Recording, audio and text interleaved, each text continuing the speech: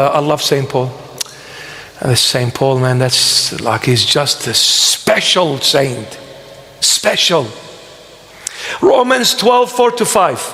For as we have many members in one body, but all the members do not have the same function, so we, being many, are one body in Christ and individually members of one another. And you find this also in 1 Corinthians chapter 12, verses 12-27. What St. Paul is basically saying, we are members in this body. Look at this human body. How many bodies is there? There's only one. But how many members in this body? There's plenty.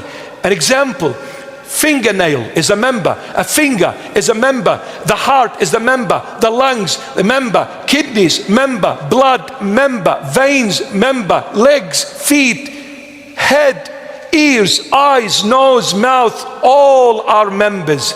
Are all the members the same? No. Are all the members against each other? No.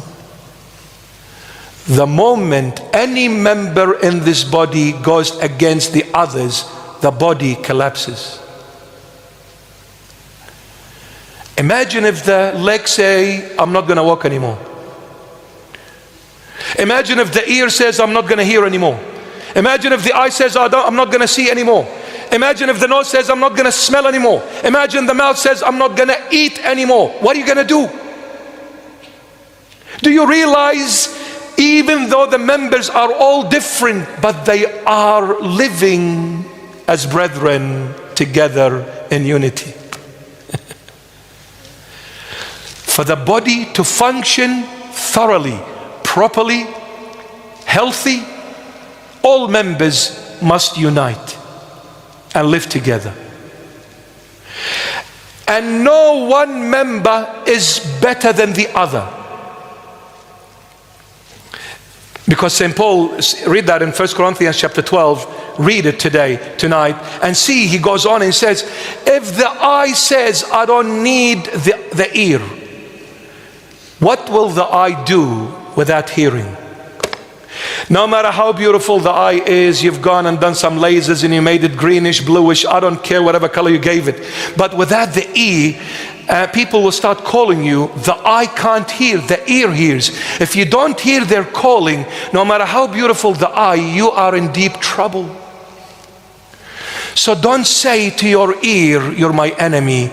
In other words, don't ever say to any Christian person, you're my enemy, because you are disfiguring the body and making it dysfunctional. Do you see the grievous thing of all this?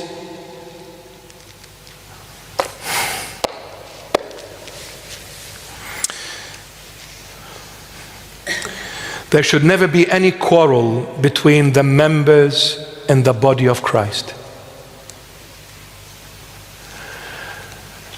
And since God created you to be the eye and created someone else to be the ear, why is the eye jealous of the ear? And why is the eye keep on fighting against the ear to say, don't take my spot? Why are you doing it, not me? Listen, you are the eye.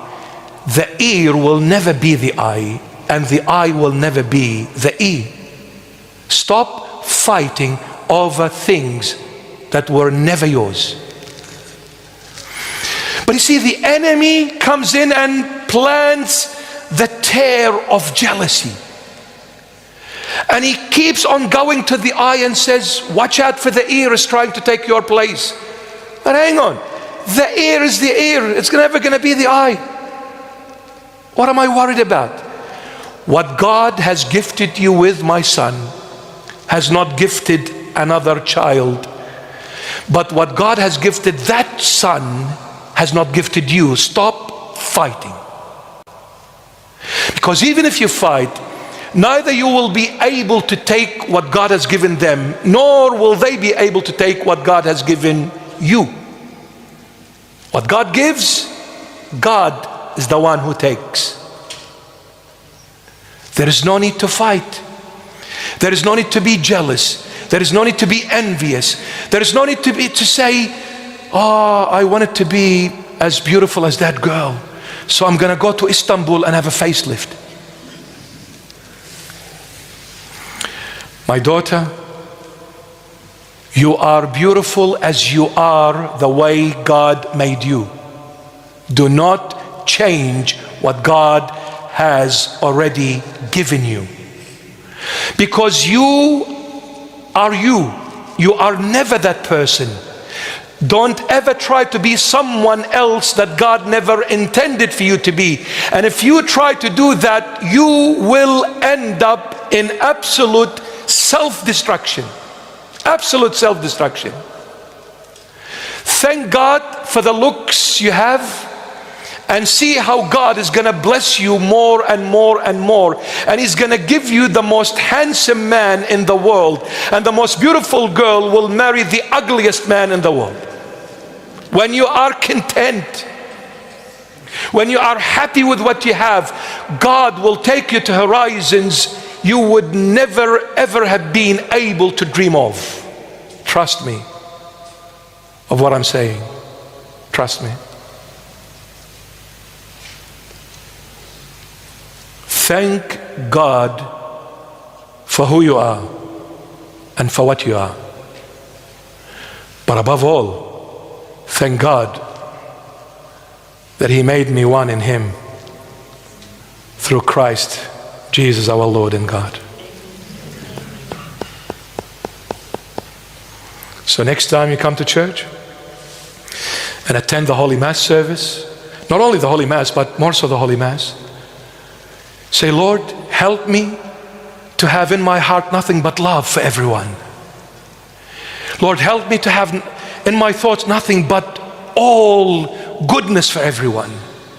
Lord, help me so that when I enter the church, I see everyone as me, in you, Christ, my Lord. I want to see us all as one. When I look at my brother, my sister, I see you, Lord. And I pray that all of us, when we look at each other, we see Christ. Mother Teresa, when she left the convent and went into the streets of Calcutta, hello, acha. Let me tell you, when she went into the streets of Calcutta, and my love and praise to the people of India, I love you, I love you, I love you. When she went into the streets of Calcutta and she started looking after those lepers, contagious, cleaning them, washing them, changing them, feeding them every single day for years, this journalist came. He was a good journalist. I'm actually inviting my beloved friend journalist to come and write some good things about our charity and the beautiful deeds that charity has been doing for the community and abroad for all these many years. Why don't you write the good side? Because there is only good side. There is only good side. Why don't you write that, my dear friend? She went into the streets of Calcutta. This journalist approached her. He said, Mother, what are you doing? She said, what? I'm looking after this leper. He said, Mother, why are you doing this? She said, my son, I'll tell you this.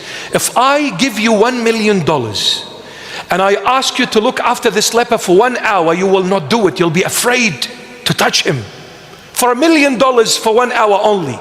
Yet us, we do this day in and day out for years, voluntarily, for free, and we never complain. And you're still asking me why?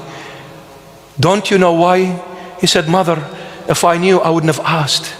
She said, my son, haven't you heard what the Lord Jesus said? I was hungry and you fed me. I was sick and you visited me. I was naked and you clothed me. I was a stranger and you held my hand. I was in prison and you visited me. My son, don't you understand? I'm not serving this man. I'm serving my Christ who is in this man. Because my Holy Bible teaches me that God created us in His image. So this leper is the image of God. And this God is my Jesus Christ of Nazareth. Isn't my Lord worthy of my service for free? And He still asks me, wow. Now when you see Christians as Christ, you love Him. But when you see yourself and people like you, you'll hate them. Because me and all of us are full of sin, full of mistakes, full of errors, full of ugliness. But we all need to go inside this God to see that He's good. And when we discover that He's good, we'll see Him pleasant on the outside.